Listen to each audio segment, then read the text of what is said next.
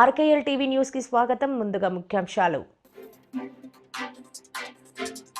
కూటమి ప్రభుత్వం కక్ష సాధింపు చర్యలకు పాల్పడుతోందని మాజీ ముఖ్యమంత్రి వైఎస్ జగన్.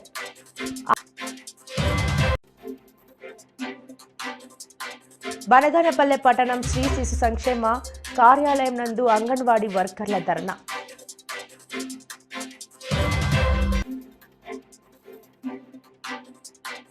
శ్రీశైలం మల్లన్న 17 రోజుల హుండీ ఆదాయం 2,18,94,668 రూపాయల నగదు. నంద్యాల చిన్న చెరువు వినాయక ఘాట్లో యువకుడి మృతదేహం లభ్యం. వైసీపీ నేత గన్నవరం మాజీ ఎమ్మెల్యే వల్లభనేని వంశీపై కూటమి ప్రభుత్వం కక్ష సాధింపు చర్యలకు పాల్పడుతోందని మాజీ ముఖ్యమంత్రి వైఎస్ జగన్ ఆరోపించారు. తప్పుడు కేసులు పెట్టి వంశీని అన్యాయంగా అరెస్ట్ చేశారని ఆయన ఆగ్రహం వ్యక్తం చేశారు. విజయవాడ సబ్ జైల్లో వల్లభనేని వంశీతో మాజీ సీఎం జగన్ ములాఖత్ అయ్యారు. అనంతరం ఆయన మీడియాతో మాట్లాడుతూ వంశీని అరెస్టు చేసిన తీరు రాష్ట్రంలో క్షీణించిన శాంతి భద్రతలకు నిదర్శనమని అన్నారు. నాడు గన్నవరంలోని టీడీపీ కార్యాలయంపై దాడి జరగగా అందులో కంప్యూటర్ ఆపరేటర్గా పనిచేస్తున్న సత్యవర్ధన్ పోలీసులకు ఫిర్యాదు చేశారని జగన్ గుర్తు చేశారు. అదే సత్యవర్ధన్ న్యాయమూర్తి వద్ద వాంగ్మూలమిస్తూ వంశీ ఎలాంటి తప్పు చేయలేదని చెప్పారన్నారు. అయినప్పటికీ వంశీపై ప్రభుత్వం తప్పుడు కేసు పెట్టిందని ఆరోపించారు. టీడీపీ నేత పట్టాభితో నాటి గన్నవరం ఎమ్మెల్యే వంశీని అత్యంత దారుణంగా తిట్టించారని జగన్ ఆరోపించారు. అసభ్య పదజాలంతో తిడుతూ పట్టాభి రెచ్చగొట్టారని చెప్పారు. గన్నవరం వెళ్లి సవాళ్లు విసిరారని గుర్తు చేశారు. ఈ క్రమంలో టీడీపీ వైసీపీ వర్గాల మధ్య ఘర్షణ జరిగిందని, టీడీపీ ఆఫీసుపై దాడికి కారణం పట్టాభి రెచ్చగొట్టడమేనని వివరించారు. పోలీసులు లాఠీ చార్జ్ చేసి అందరినీ చెదరగొట్టారని వివరించారు. ఆ సమయంలో వైసీపీ ప్రభుత్వం ఉన్నప్పటికీ పోలీసులు పక్షపాతం చూపించలేదని, 2 వర్గాలపై కేసులు నమోదు చేశారని జగన్ తెలిపారు. వంశీ మీద పెట్టిన ఫాల్స్ కేసు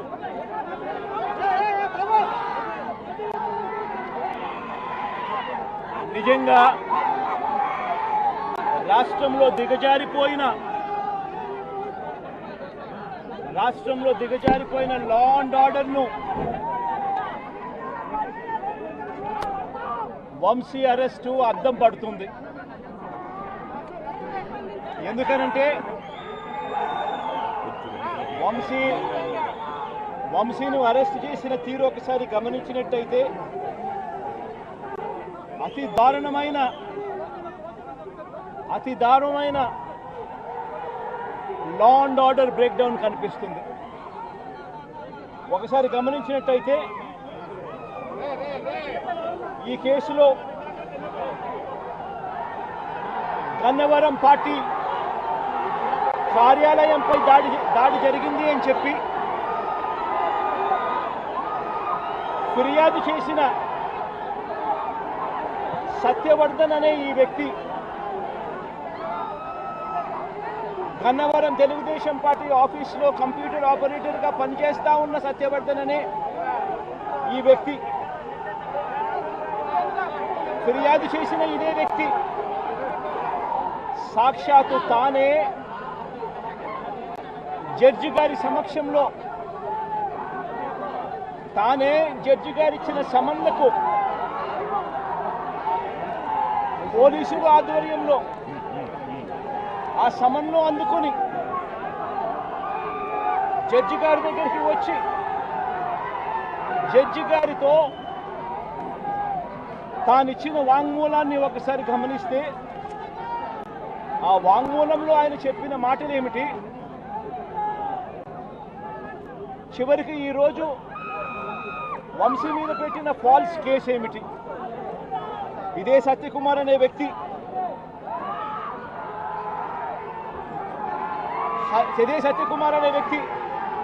జడ్జి గారు జడ్జి గారి సమక్షంలో సత్యవర్ధన్ అనే వ్యక్తి వంశీ ఎలాంటి తప్పు చేయలేదు అని చెప్పినప్పటికీ కూడా వంశీ మీద తప్పుడు కేసులు ఈరోజు బనాయించడం జరిగింది. ఈ కేసుకు సంబంధించి ఘటనలు ఒకసారి గమనించాల్సిన అవసరం ఉంది. ఫిబ్రవరి 19వ తారీఖున 2023 మంగళగిరిలో టీడీపీ హెడ్ ఆఫీసులో పట్టాభి అనే వ్యక్తి చేత వంశీ మీద భరించలేని విధంగా బూతులు తిట్టించారు చంద్రబాబు నాయుడు గారు. మంగళగిరి తెలుగుదేశం పార్టీ హెడ్ ఆఫీసులో ఫిబ్రవరి 19, 2023 పట్టాభి అనే వ్యక్తి రెచ్చగొడుతూ వంశీని తిడుతూ ఫిబ్రవరి 19వ తారీఖున తాను మాట్లాడిన మాటలు. ఫిబ్రవరి 19, 23 వాడో పిల్ల సైకో, నేనే గన్నవరం వెళ్తా, ఎవడేం పీకుతాడో చూస్తా, ఆ వంశీ సంగతి తేలుస్తా, నియోజకవర్గంలో నుంచి బయటికి విసిరేస్తా అంటూ గన్నవరం ఎమ్మెల్యే వల్లభనేని వంశీని రెచ్చగొట్టింది సాక్షాత్తు ఫిబ్రవరి 19వ తారీఖున. కామారెడ్డి జిల్లా కేంద్రంలోని దేవీ విహార్లో ప్రస్తుత శాసన మండలి సభ్యులు కూర రఘోత్తం రెడ్డి ఉపాధ్యాయ ఎన్నికల ప్రచారం నిర్వహించారు. ఉపాధ్యాయులు ఇంటింటికి వెళ్లి మరొకసారి మీ అమూల్యమైన ఓటు వేసి గెలిపించాలని కోరారు. అనంతరం దేవి వినాయక మండపంలో మీడియా సమావేశంలో శాసనమండలి సభ్యులు కూర రఘోత్తం రెడ్డి మాట్లాడారు. ఈ నెల 27వ తేదీ నాడు జరిగే ఉపాధ్యాయ శాసనమండలి ఎన్నికలకు ఒక ప్రత్యేకత సంతరించుకుందని, ఎందుకంటే ఎప్పుడు ఉపాధ్యాయులకు సంబంధించి ఉపాధ్యాయ శాసనమండలి ఎన్నికలు జరిగినా ఉపాధ్యాయుల సంఘాల మధ్య పోటీ వాతావరణం ఉండేదని, కానీ ఎమ్మెల్యే ఎంపీ ఎలక్షన్లకు గెలిచిన తర్వాత కూడా ప్రజలలో నిరంతరం సేవ చేయాల్సి ఉంటుందని, ఉపాధ్యాయ శాసన మండలి ఎన్నికలకు 25,000 ఓట్లు మాత్రమే ఉంటాయని, 10,000, 10 నుండి 20 కోట్లు ఖర్చు పెట్టి డైరెక్టుగా శాసన మండలి కావచ్చు అని ఒక చెడ్డ ఆలోచనతోటి చాలామంది ఆలోచిస్తున్నారని, రియల్ ఎస్టేట్ వ్యాపారం చేసే ఉపాధ్యాయులు పోటీ పడుతున్నారని, రాజకీయ పార్టీ వాళ్ళు రియల్ ఎస్టేట్ వ్యాపారం చేసేవారు కూడా ఈరోజు పోటీకి రావడం చాలా బాధాకరమైనదని అన్నారు. ఉపాధ్యాయ సమస్యల గురించి ఎప్పటికప్పుడు ప్రభుత్వం దృష్టికి తీసుకువెళ్ళి వారి యొక్క సమస్యలను తీర్చడం జరుగుతుందని, గత సంవత్సరం 30% PRC ఇప్పించడంలో కానీ, పాఠశాలలో ప్రభుత్వ ప్రాథమిక పాఠశాలలో ఉచిత కరెంటు వసతి కల్పించడం, ప్రభుత్వ ఉద్యోగులకు హెల్త్ కార్డు కొరకు ప్రభుత్వం 1000 కోట్లు ఖర్చు పెడుతుందని అనేక రకాల ప్రతిపాదన చేసి నేను ప్రభుత్వానికి కొత్త డిమాండ్ ప్రభుత్వానికి పంపడం జరిగిందని, ప్రభుత్వ ఉద్యోగి రిటైర్మెంట్ పొందిన ఉపాధ్యాయ మిత్రులకు నెలకు 600 రూపాయలు వస్తుందని, సర్వీసులో ఉన్న ఉపాధ్యాయులకు ప్రతి నెల 2,000 రూపాయలు చెల్లిస్తుందని, సంవత్సరానికి 24,000 రూపాయలతో మంచి హాస్పిటల్లో చూయించుకోవచ్చని అన్నారు. అందుకే నాకున్న 36 సంవత్సరాల అనుభవంతో ప్రభుత్వం దగ్గర ప్రాతినిధ్యం వహించిన అనుభవంతో చెబుతున్నానని, మన డిమాండ్లను ప్రస్తావించడం జరిగిందని, కాబట్టి మిత్రులారా జాగ్రత్తగా ఆలోచించి నిర్లక్ష్యం చేస్తే చేయి జారిపోయే పరిస్థితి ఉందని, మీ యొక్క మంచి చెడు కార్యక్రమంలో నేను పాలు పంచుకోవడం జరుగుతుందని ఆదరించండి, అభిమానించండి. ఉపాధ్యాయులకు శాసనమండలి అభ్యర్థిగా మీ ప్రాధాన్యత ఓటు 1వ నెంబర్ బ్యాలెట్ పేపర్లో నా యొక్క సీరియల్ 6 ఉంటుందని మీ అమూల్యమైన ఓటు వేసి నన్ను గెలిపించగలరని కోరుచున్నాను అన్నారు. ఈ కార్యక్రమంలో PRTU జిల్లా అధ్యక్షులు అంబీర్ మనోహర్ రావు, జిల్లా ప్రధాన కార్యదర్శి లక్ష్మీరాజం, TUTF రాష్ట్ర నాయకులు రాజేష్, STU జిల్లా అధ్యక్షులు హనుమంతరెడ్డి, ప్రధాన రాములు, TUTF అధ్యక్షులు రాజయ్య, ఉపాధ్యాయులు ప్రభాకర్, లెనిన్, వెంకట్, ఆనంద్, కృష్ణారెడ్డి, మారుతి పాల్గొన్నారు. ఉంటుంది, ఆ అభ్యర్థులే రంగంలో ఉంటారు. కానీ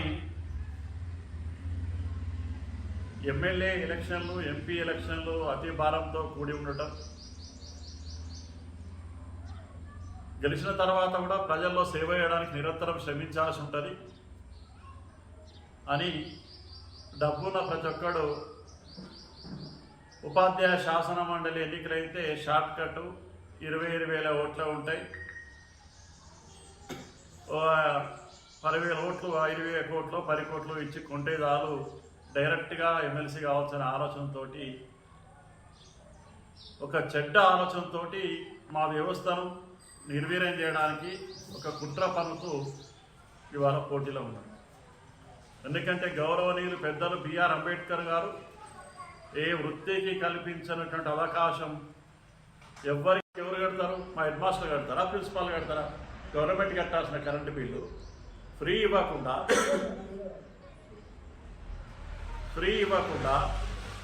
ఇన్ని రోజులు తాత్సారం చేస్తే అప్పటి ముఖ్యమంత్రి గారికి ప్రాతినిధ్యం చేసినాం.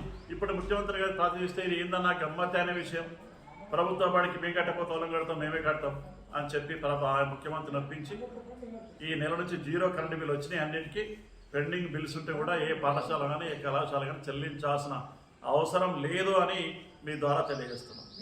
ఇట్లా అనేక సమస్యల మీద అందులో పుట్టి పెరిగిన వాడిని, చదువుకున్న వాడిని, కళాశాలలో అధ్యాపకులకు సంబంధించి నాకు సమస్యల పట్ల పూర్తి అవగాహన ఉంది కాబట్టి, ఆ విషయంలో ఒక స్పష్టత ఉంది కాబట్టి మీ కష్ట సుఖాల్లో పాలు పంచుకున్న వ్యక్తిగా నాకు మాత్రమే మీ కష్టం సుఖం తెలుస్తుంది. కానీ ఒక రియల్ ఎస్టేట్ వ్యాపారికి, ఒక కార్పొరేట్ వ్యాపారికి మన గురించి ఏమైనా సంబంధం ఉంటుందా? మన వ్యవస్థ మీద బాగా ఉంటుందా? మన సమస్యలను పరిష్కరిస్తాడా? దయచేసి ఆలోచించి మంచి మార్గంలో మన వ్యవస్థను బలోపేతం చేసుకుందాం. ప్రభుత్వ బడిని 10 వారాల పాటు కాపాడుదాం. ప్రభుత్వ బడులలో, కళాశాలల్లో ఉండే సమస్యలన్నీ పరిష్కరించుకుందాం అని మీ ద్వారా తెలియజేస్తుంది. రానున్న రోజుల్లో మనకు అనుకూలమైనటువంటి ప్రభుత్వం, కొంతలో కొంత మనం మాట్లాడితే స్పందించే ప్రభుత్వం ఉంది కాబట్టి తప్పకుండా అన్ని సమస్యల పరిష్కారానికి ముందుంటారని తెలియజేస్తూ, మన రాజ్యాంగం ఇచ్చిన హక్కు, ఓటు హక్కు పవిత్రతను కాపాడదామని చెప్పి గురువుకు ఉన్నటువంటి విలువను మరింత పెంచాల్సిన బాధ్యత మనదే ఉందని చెప్పి తెలియజేస్తూ, నేనేదో గొప్ప వీరుణ్ణి, శూరుణ్ణి, నేను అన్ని సమస్యలు సాధిస్తానని చెప్తలేను. కానీ నేను నాకున్న అనుభవం, 36 సంవత్సరాల అనుభవం, సమస్యలు తెలిసిన వ్యక్తిగా, ప్రభుత్వాల దగ్గర ప్రాతినిధ్యం చేసిన అనుభవం ఉన్న వ్యక్తిగా, ముఖ్యమంత్రుల దగ్గర మంత్రులతో మాట్లాడిన అనుభవం ఉన్న వ్యక్తిగా, అధికారులకు అనేక రకాలుగా మన డిమాండ్ల గురించి ప్రస్తావించిన వ్యక్తిగా నాకున్న అనుభవాన్ని ఉపయోగించి, నాకున్న అనుభవం సమస్యల పరిష్కారానికి ఉపయోగపడుతుందని చెప్పి మీ ద్వారా ఈ రాష్ట్రంలో ఉండే ఉద్యోగ ఉపాధ్యాయులకు తెలియజేస్తాను. కాబట్టి మిత్రులారా, దయచేసి జాగ్రత్తగా ఆలోచించండి. ఎందుకు చెప్పినా అంటే ఈసారి ఎన్నికలు ఒక ప్రత్యేకతను సంతరించుకునే ఎన్నికలు కాబట్టి ఈసారి మనం కనుక కొద్దిగా నిర్లక్ష్యంగా ఉంటే చేజారిపోయే అవకాశం ఉన్నది వ్యవస్థ. కాబట్టి నేను గొప్పడిగా చెప్పుకోవట్లేదు, కానీ తప్పకుండా అవకాశం ఇస్తే మీ సేవలో నిరంతరం ఉంటానని చెప్పి, మీరు ఇచ్చినటువంటి సమయాన్ని కూడా ఏ అంశంలో కూడా మీ మంచి కార్యక్రమాలు కానీ చెడు కార్యక్రమం కానీ ప్రతిరోజు దాదాపు 300 కిలోమీటర్లు ప్రయాణం చేసి మీ మంచి చెడులో పాలు పంచుకునే వ్యక్తిగా నన్ను ఆదరించండి, అభిమానించండి. నా అభ్యర్థిత్వం కనుక మీకు నచ్చితే, ఉపాధ్యాయ శాసన మండలి అవకాశం కల్పించాలని అనిపిస్తే తప్పకుండా మీరు నా పూర రఘుత్తం రెడ్డి అనే నా పేరు ఎదురుగా 1వ నంబర్ మొదటి ప్రాయంతో ఓటు వేసి అభిమానించాల్సిందిగా, ఆదరించాల్సిందిగా ఉపాధ్యాయుల్ని, అధ్యాపకుల్ని అభ్యర్థిస్తూ, నా బ్యాలెట్ పేపర్లో నా నంబర్ సీరియల్ నంబర్ 6లో ఉంది.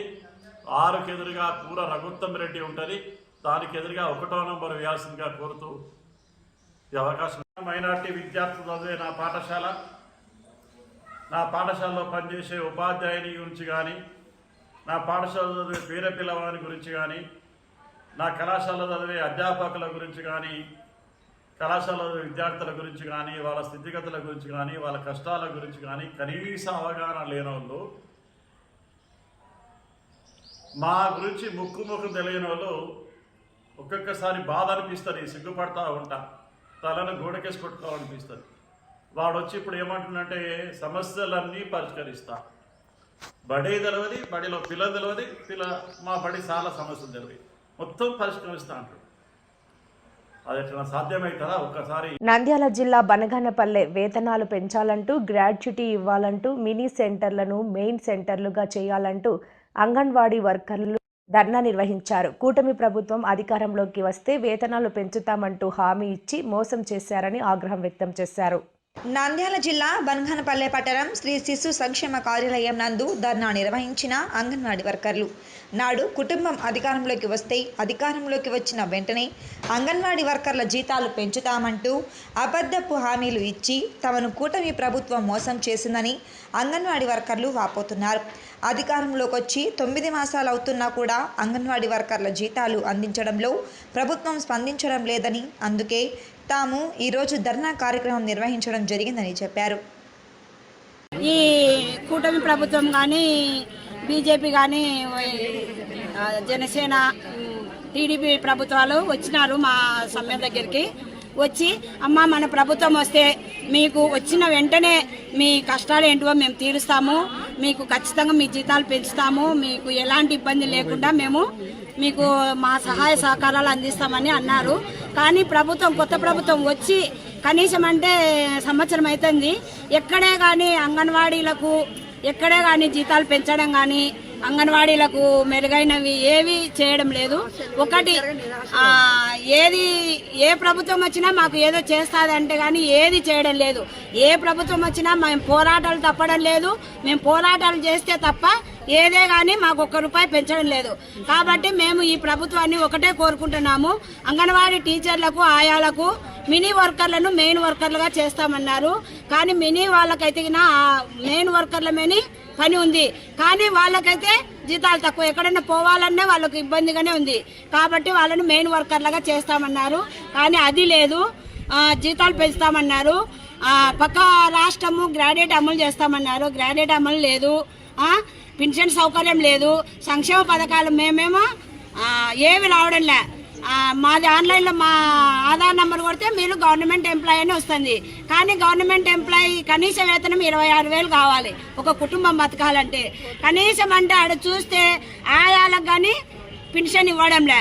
అంటే ఏమన్నంటే మీరు గవర్నమెంట్ ఉద్యోగస్తులు కాబట్టి మీకు రావడం లేదమ్మా అంటున్నారు. వాళ్ళ భర్తలకు వచ్చినా కానీ నీ భార్య గవర్నమెంట్ ఎంప్లాయీ కాబట్టి నీకు సంక్షేమ పథకాలు వర్తింపవు అనే విధంగా ప్రభుత్వం మారుతుంది. కాబట్టి మేము ఇలా అడుక్కోవడం మాకు అవసరం లేదు. మమ్మల్ని కానీ ప్రభుత్వ ఉద్యోగులకు గుర్తించి మాకంటూ కనీస వేతనం 26,000 ఇస్తే మేము ఏ ప్రభుత్వానికి ఇట్లా వచ్చి అడుక్కుంటే ప్రసక్తే ఉండదు. కాబట్టి మేము గవర్నమెంట్కి ఒకటే చెప్పేది ఏంటంటే మా కష్టం విని మా కనీస వేతనం ఇవ్వాలి, గ్రాడ్యుయేట్ అమలు చేయాలి, పెన్షన్ సౌకర్యం కల్పించాలి. కనీస వేతనము 26,000 సుప్రీంకోర్టే ఇచ్చింది వాళ్ళకు, అంగన్వాడీ వర్కర్లకు కనీస వేతనం ఇవ్వాలి అని. అది కానీ ఎక్కడ ప్రభుత్వాలు ఎక్కడ పలకడండి, సుప్రీంకోర్టు ఇస్తుంది, న్యాయ సంస్థలు చెప్తున్నాయి. కానీ ఎక్కడ వేసిన గొంగలు అక్కడే ఉంది. అంగన్వాడీలకు గొర్రెదోక బెత్తడి అన్నట్టు మా జీతం చాలని జీతము. ఇప్పుడు మార్కెట్ పోవాలంటే ఎంత సరుకులు వస్తున్నాయంటే కనీసము ఈ ధర అనుకూలంగా కానీ మెను చార్జ్ చేయడంలే. మా వాళ్ళకు కూర బిల్లులు కానీ గ్యాస్ బిల్లులు కానీ ఎక్కడే కానీ ఫస్ట్ 5-6 ఏళ్ల ముందు ఏ మెను ప్రకారం ఉందో అదే డబ్బులే ఇస్తున్నారు, కానీ ఎక్కువ డబ్బులు ఇవ్వడంలే. 2017 నుంచి టీఏడిఎల్ కానీ ₹1 రావడంలే. మేమేమో ప్రాజెక్ట్ మీటింగ్లకు వస్తాము, సెక్టార్ మీటింగ్లకు వస్తాము, లేదు సెల్లులు ఏదైనా పనింది రావాలంటే పరిగెత్తుకుంటూ వస్తాము. కానీ మా సొంతమే పెట్టుకోవాలా. మాకు వచ్చే 11,500 జీతంలో మేము పిల్లలకు పెట్టుకోవాలా, మా హౌస్ రెంట్లు పెట్టుకోవాలా, గ్యాస్ బిల్లులు పెట్టుకోవాలా, ఛార్జీలు పెట్టుకోవాలా. ఇన్ని దానిలో మా కుటుంబాలు కానీ బతకాలి కదా. అందుకనే మేము ప్రభుత్వాన్ని ఒక్కటే ఉంటున్నాము, కనీసం 26,000 ఇవ్వాలి, ప్రభుత్వ ఉద్యోగులుగా గుర్తాలి, సుప్రీంకోర్టు ప్రకారము గ్రాడ్యుయేట్ అవ్వాలి.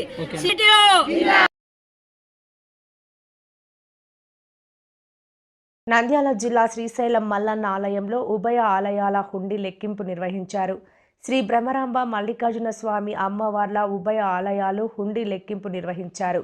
చంద్రవతి కళ్యాణ మండపంలో పకడ్బందీగా ఈ లెక్కింపు నిర్వహించగా శ్రీశైలం మల్లన్న దేవస్థానానికి ₹2,18,94,668 నగదు రాబడిగా లభించిందని దేవస్థానం అధికారులు తెలిపారు. ఈ ఆదాయాన్ని గత 22 రోజులలో శ్రీ స్వామి అమ్మవార్లకు భక్తులు నగదును కానుకల రూపంలో సమర్పించినట్లు ఈవో శ్రీనివాసరావు వెల్లడించారు. ఈ హుండీ లెక్కింపులో నగదుతో పాటు 152 గ్రాముల 400 మిల్లీగ్రాముల బంగారం, అలానే వెండి 2 కేజీల 150 గ్రాములు లభించగా నగదు బంగారంతో పాటు USA డాలర్లు 423, Malaysia ringgits 108, UK pounds 20, Singapore డాలర్లు 10, కెనడా డాలర్లు 50, Saudi Arabia riyals 20, UK pounds 20, Thailand birds 20 మొదలైన వివిధ దేశాల విదేశీ కరెన్సీ ఈ హుండీ లెక్కింపులు లభించాయి. ప్రతిష్టమైన నిఘా నేత్రాల మధ్య హుండీ లెక్కింపు జరగగా లెక్కింపులో దేవస్థానం అన్ని విభాగాలకు చెందిన అధికారులు, సిబ్బంది, శివసేవకులు పాల్గొన్నారు. బిల్లలాపురం గ్రామానికి చెందిన ట్రాక్టర్ డ్రైవర్ చరణ్ 25 సంవత్సరాలుగా గుర్తించిన పోలీసులు చరణ్ది ఆత్మహత్య లేదా ఇతర కారణాలు ఉన్నాయా అనే కోణంలో దర్యాప్తు చేస్తున్న పోలీసులు మృతదేహాన్ని నంద్యాల ప్రభుత్వ హాస్పిటల్కి తరలించారు. కుటుంబ సభ్యులు విషయాన్ని తెలుసుకుని కన్నీరు పర్యంతమయ్యారు.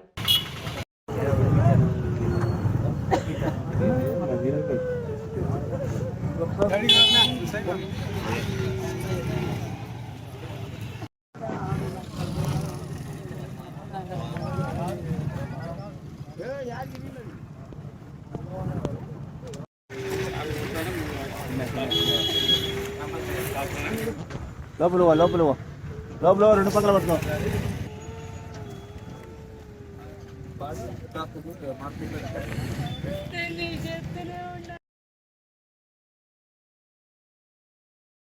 హన్మకొండ జిల్లా హసన్పర్తి మండలం అనంతసాగర్లో గల సుమతిరెడ్డి మహిళా engineering college university, graduate commission, UGC, Jawaharlal Nehru technology university, Hyderabad, JNTU 4 నుండి స్వయం ప్రతిపత్తి హోదా స్టాండర్డ్ వచ్చింది.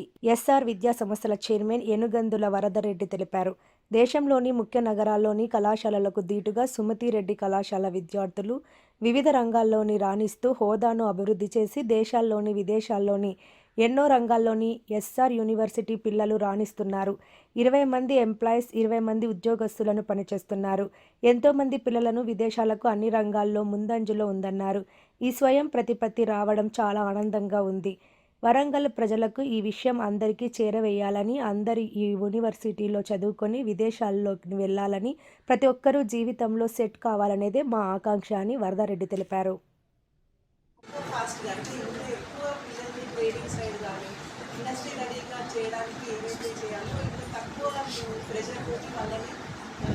సాధించడానికి బాగా హెల్ప్ అవుతుంది ఈ అటానమస్ ప్రోగ్రామ్.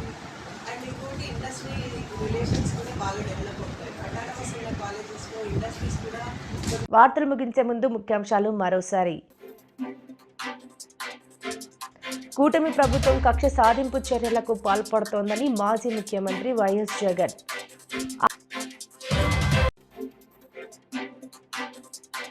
బనగానపల్లె పట్టణం శ్రీ శిశు సంక్షేమ కార్యాలయం నందు అంగన్వాడీ వర్కర్ల ధర్నా.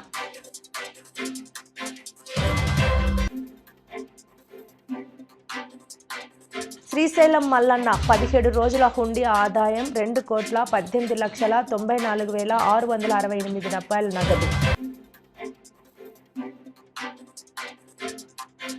నంద్యాల చిన్న చెరువు వినాయక ఘాట్లో యువకుడి మృతదేహం లభ్యం. ఈ వార్తలు ఇంతటితో సమాప్తం. నమస్కారం.